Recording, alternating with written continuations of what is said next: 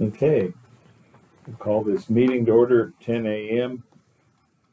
Wednesday, August 28th, 2024. We're here for the purpose to have a hearing for vacation of right-of-way with planning and zoning. At this point, I would need a motion to open public hearing. I'll motion to open public hearing. I'll second. Okay, all in favor? Aye. Aye. Okay, so we're in a public hearing. Let me just quickly go over the county procedures for that. Nobody can testify unless they have filled out that sign-in sheet that's going around the room and indicate whether you wish to speak pro or con on the issue. Please don't speak before the body until you've been recognized. All public hearing proceedings will be recorded electronically. Everybody's asked to speak clearly and loudly enough that the recording can get you. No person should interrupt the speaker. Any speaker who has evidence of any kind should submit that to the staff to be entered into the record with 4 copies. People attending the public hearing, please engage in a respectful manner.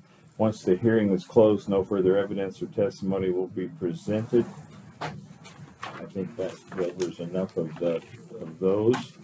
And so at this point, I think we would turn it over to the staff report, planning and zoning. Thank you very much. Dan Martinson, administrator for the record. We are here for 3 different hearings. We did this on purpose because they are all in a similar area. And these first 2 are a family nature of application, and they're actually across the street from each other, so across the road from each other. So many of the things we talk about will be a little redundant. If there's confusion, please let me know. We can back up. I will sometimes gloss over something that's redundant, but let me know if there's any confusion based on the fact that there's multiples that we're talking about the same thing. So we are here for case number VAC 1001-23 for Renee McQuade. It's a petition to abandon and vacate a portion of Potlatch Road right-of-way within Shoshone County. On or about June of 23, a complete application was submitted to the County Building and Planning Department. The Building and Planning Department issued notice of public hearing on this application, case number VAC 1001-23, and was published in the Shoshone News Press on July 26th of 24, August 9th of 24, and August 20th of 24. On July 24th, 24, the notification of adjacent property owners within 300 feet of the project site was completed via regular USPS mail. And on July 26th, a legal notice of hearing was posted physically upon the site. A public meeting was scheduled with the Shoshone County Board of Commissioners on August 28th, 24, today. Findings of fact in this case is the applicant is Renee McQuade of 9035 Potlatch Road in Calder. The owner is the same. The applicant is petitioning the county to abandon and vacate approximately 1.69 acre portion of Potlatch Road, a public right-of-way as described within Exhibit A or A3 in your packets. Depicted also in Exhibit B, A4 in your packets.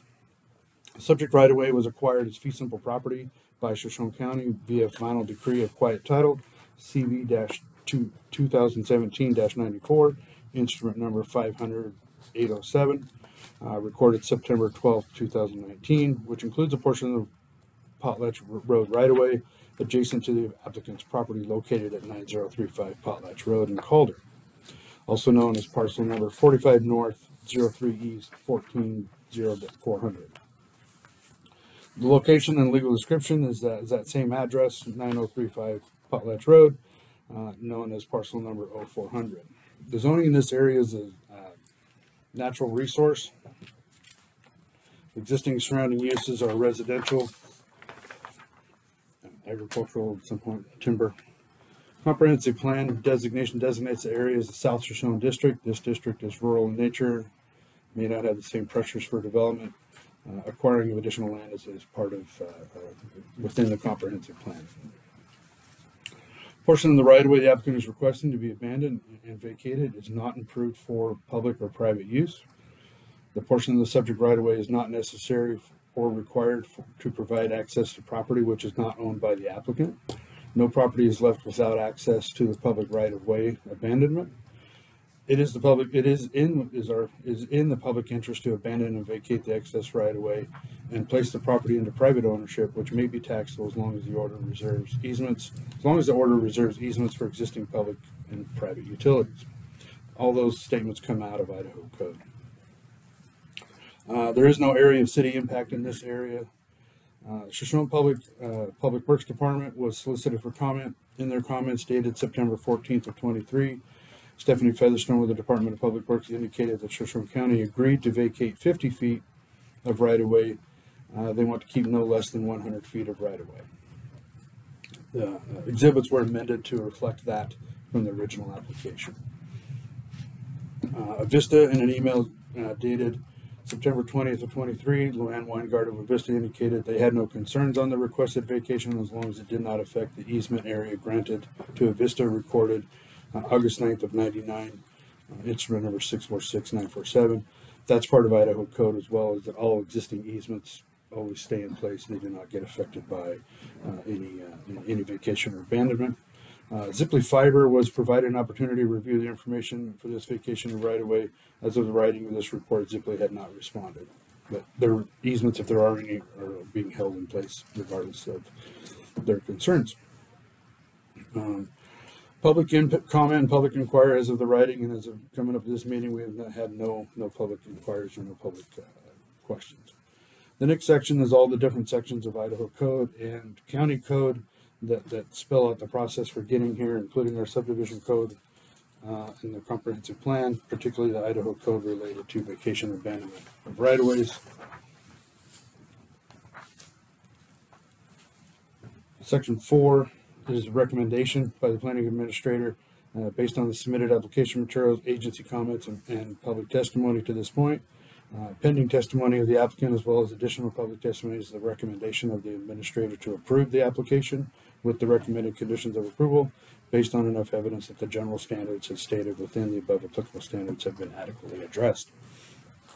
We put in the next section 5, the draft conditions of approval, which are a typical list of conditions that says this property. The first one continues with the ownership of the land. And so the first one is that all other rules will be and regulations will be followed.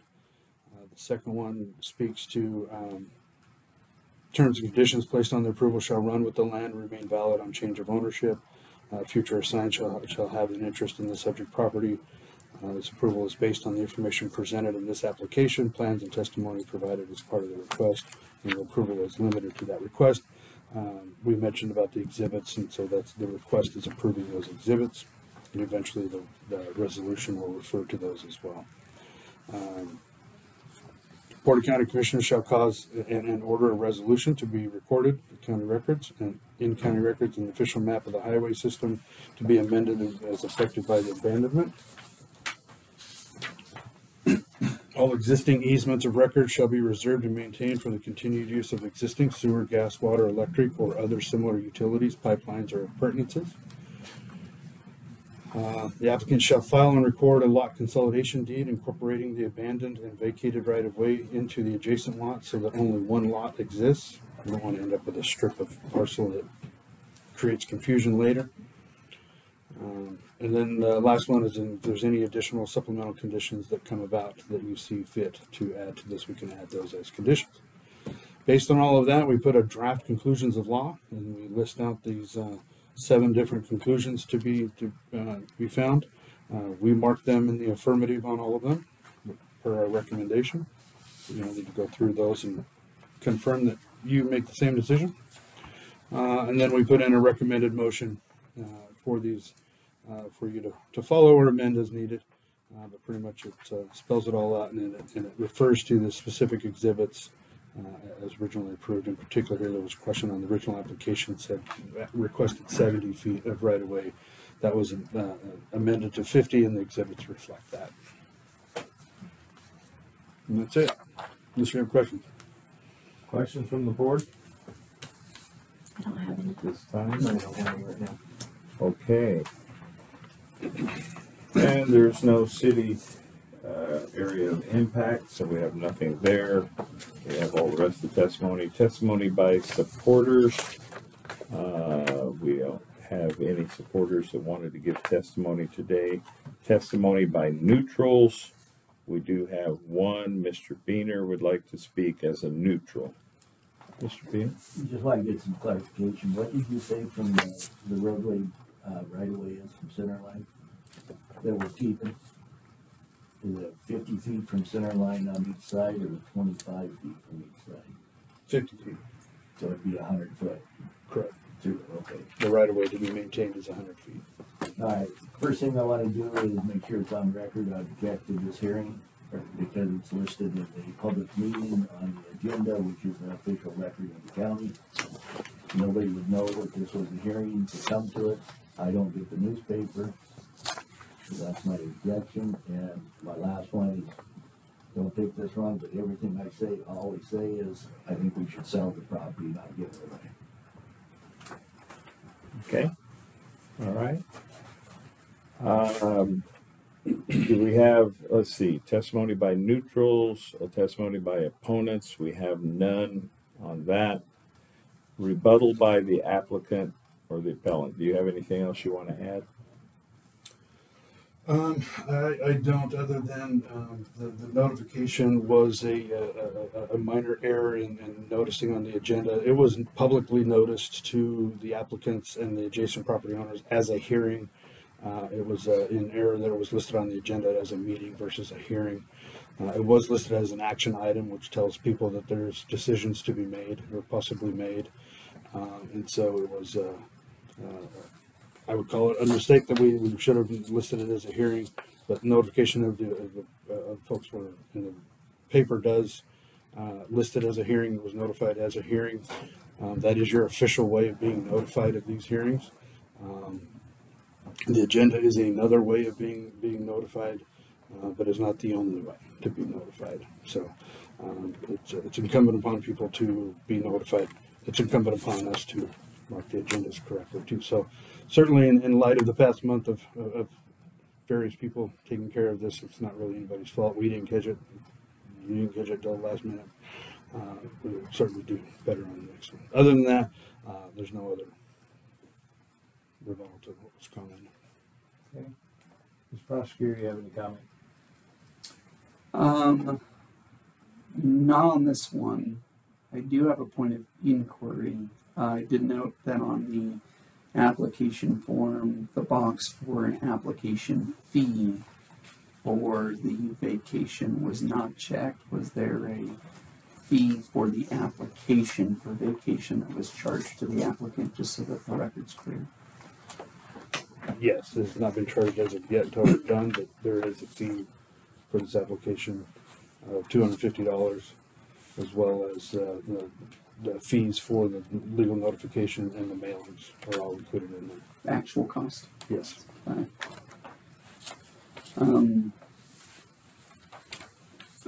With that acknowledgement, since the fees weren't actually incorporated in the draft findings of facts, conclusions, and decision, if the board moves forward with approval, I would simply note that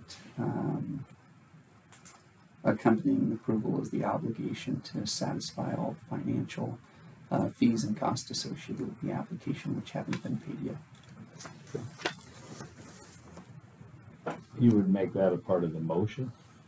So on your last page, so page 5 of 5 of the draft proposed findings of facts that Dan's office has prepared for you, you have some lines there to handwrite in any additional comments.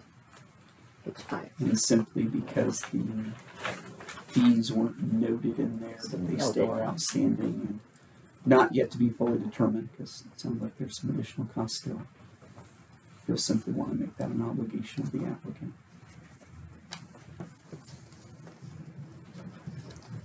So we'll just add to that our motion in that last page.